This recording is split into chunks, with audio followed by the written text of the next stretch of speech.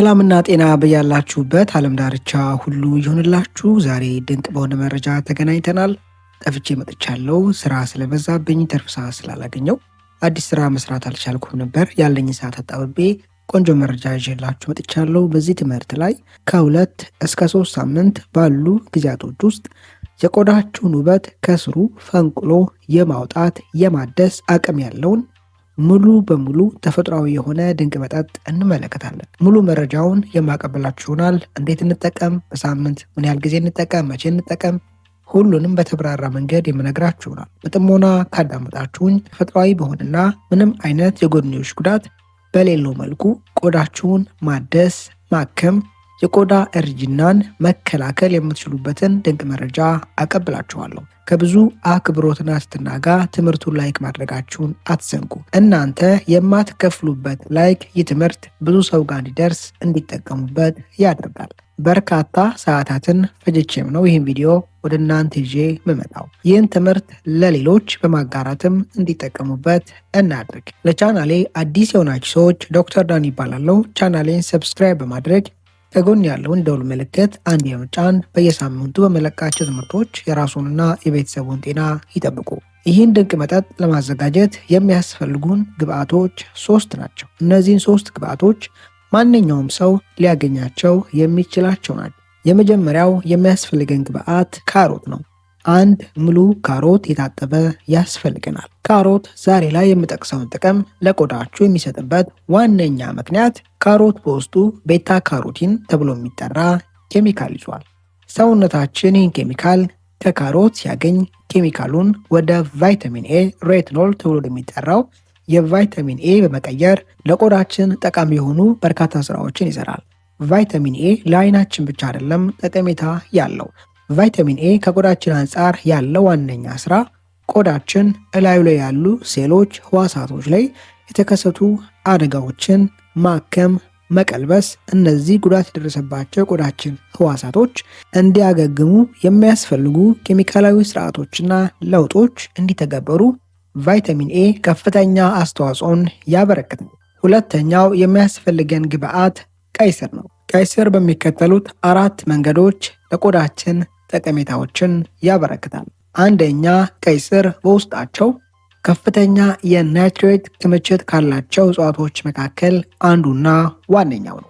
ሰውነታችን ናይትሬትን ከእጽዋቶች ለአብነት ያክል ከቀይ ስርና ተመሳሳይ እጽዋቶች ሲያገኝ ይህን ናይትሬት ወደ ናይትሪክ ኦክሳይድ በመቀየር የደም ቧንቧዎች ላይ ሊከሰት የሚችል ጥበትን የማስተካከልና ጤናማና ከፍ ያለ የደም ዝውውር በሰውነታችን ውስጥ እንዲሰራጭ ያደርጋል። በይበልጥ ቀይ ስርን ዛሬ ላይ ስንጠቀም ቀይ ስር በራሱ ለቆዳችን ከሚሰጠው ጥቅሞች በተጨማሪ ጤናማ የሆነ የደም ዝውውር ወደ ቆዳችን እንዲሄድ በማድረግ በቂ ኦክሲጅንና በዚህ ቪዲዮ ላይ የምትጠቀሙት መጠጥ ውስጥ ያሉ ጤናማ ኬሚካሎች በበቂ መጠን ወደ ቆዳችሁ እንዲሰራጩ እንዲዘዋወሩ ያደርጋል። ሌላኛው ቀይ ስር ቤታሊን ተብሎ የሚጠራ ከፍተኛ የአንቲኦክሲዳንትነት ባህሪ ያለውን ኬሚካል ይዟል። ይህ ኬሚካል በይበልጥ ቆዳችን ላይ ከፀሐይ ብርሃንና የምኖሩበት አካባቢ ላይ ካሉ ፋብሪካዎች፣ ጭሶች፣ ከመኪና ጭስና ተመሳሳይ የሚወጡ ኬሚካሎች በቀጥታ ቆዳችን ላይ በማረፍ ቆዳችን ላይ ኦክሲዴሽን ተብሎ የሚጠራውን ለቆዳችን አደገኛ የሆነ ኬሚካላዊ ለውጥ እንዳያስከትሉ የመከላከል ከፍተኛ አቅም አለው። ይህ ኦክሲዴሽን ተብሎ የሚጠራው ኬሚካላዊ ለውጥ ለቆዳችን ጠቃሚና አስፈላጊ የሆኑ ፕሮቲኖችን በመጉዳትና የእነዚህ ፕሮቲኖች ምርትን በመቀነስ ቆዳችን ላይ በርካታ ችግሮችን ያስከትላል። የቆዳ መሸብሸብ፣ እርጅና፣ አለርጂና ሌሎች የቆዳ ችግሮችን ያስከትላል። ሶስተኛ፣ ቀይ ስር በውስጡ ከፍተኛ የቫይታሚን ቢ9 ክምችት አለው። ይህ ቫይታሚን ቢ9 ቆዳችን እላዩ ላይ ያሉ ሴሎችን ማደስ፣ ማከም እንዲችልና አዳዲስ ጤናማ ሴሎችን ማምረት እንዲችል እንደ ቀመር የሚጠቀመውን ዲኤንኤ ሳያዛንፍ በአግባቡ በመጠቀም አዳዲስ ሴሎችን ማምረትና የተጎዱ ሴሎችን ማከም እንዲችል ያደርጋል። አራተኛው፣ ቀይ ስር በውስጡ በመጠኑም ቢሆን የአይረን ይዘት አለው። ሰውነታችን ቀይ ስር ውስጥ ያለውን አይረን በመጠቀም ጤናማና በቂ የሆነ ሂሞግሎቢን ተብሎ የሚጠራውን ፕሮቲን ያመርታል። በቂና ጤናማ የሆነ ሂሞግሎቢን በቀይ ደም ህዋስ ውስጥ መኖር ወደ አንጎላችንም ሆነ ወደ ቆዳችን ጤናማ የኦክሲጅን ዝውውር ስርጭት እንዲኖር አስፈላጊና ጠቃሚ ነው። ሶስተኛውና የመጨረሻው ግብአት ሎሚ ነው። ሎሚን የምንጠቀምበት ምክንያቶች አንዱ ምክንያት የምንጠጣውን መጠጥ ጣዕሙን እንዲያስተካክልና እንዳይከብደን ለማድረግ ይረዳል። ሌላውና ዋነኛው ግን ሎሚ በውስጡ ከፍተኛ የሆነ የቫይታሚን ሲ ክምችት አለው። ይህ ቫይታሚን ሲ ከፀሐይ ብርሃን የሚወጡ ዩቪ ላይቶች ቆዳችን ላይ ሲያርፉ ሊያስከትሉት የሚችሉትን ኦክሲዴሽን ተብሎ የሚጠራውን ለቆዳ ጸር የሆነ ኬሚካላዊ ለውጥ በብቃት የመከላከል ስራን ይሰራል። ሁለተኛው የሎሚ ጥቅም ውስጡ ካለው ሲትሪክ አሲድ የተነሳ ነው። ሎሚ ውስጥ ያለው ሲትሪክ አሲድ የጉበታችንን ጤንነት በማሻሻልና ጉበታችን እላዩ ላይ ያሉ ፋቶችን ጤናማ ያልሆኑ ፋቶችን በማቅለጥ የራሱን ጤንነት በመጠበቅና በማሻሻል አያይዞ የቆዳችን ጤንነትን ይጠብቃል።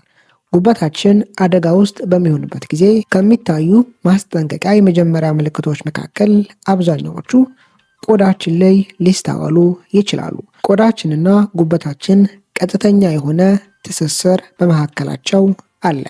ጉበታችን ላይ የሚደርሱ አደጋዎች የሚንጸባረቁት ብዙ ጊዜ ቆዳችን ላይ ነው።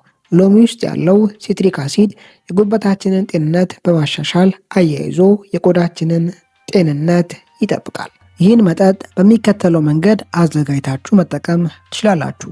የሚያስፈልጋችሁ ግብአቶች ከላይ ጠቀስኳቸው ናቸው። በሚከተሉት መጠን አንድ ሙሉ ካሮት ያስፈልጋችኋል። ካሮቱ የታጠበ ንጹህ መሆን አለበት። ከላይ ያለውን ቅርፊት ባታነሱት መልካም ነው። ቅርፊቱን ግን አንስታችሁ መጠቀም ትችላላችሁ። ቅርፊቱን ሳታነሱ ብትጠቀሙ ግን መልካም ነው። ሁለተኛ ግማሽ ቀይ ስር ያስፈልጋችኋል። የምትጠቀሙትን ቀይ ስር ቀቅላችሁ መጠቀም ትችላላችሁ። ጤውንም መጠቀም ትችላላችሁ። ሌላው ከአንድ ብርጭቆ እስከ ግማሽ ብርጭቆ ውሃ ያስፈልጋችኋል። የመጨረሻው ግማሽ ሎሚ ያስፈልጋችኋል። መጀመሪያ ቀይ ስሩንና ካሮቱን ከከተፋችሁ በኋላ ከውሃው ጋር በማድረግ አንድ ላይ መፍጨት። በመቀጠል ከፈጫችሁት በኋላ እዚህ ላይ ሎሚውን መጭመቅና አንድ ላይ ደባልቃችሁ መጠቀም። ይህን መጠጥ ቀን ላይ በየትኛውም ሰዓት መጠቀም ትችላላችሁ። ከፈለጋችሁ ጠዋት ቁርስ ከመመገባችሁ ከ30 ደቂቃ በፊት መጠቀም ትችላላችሁ።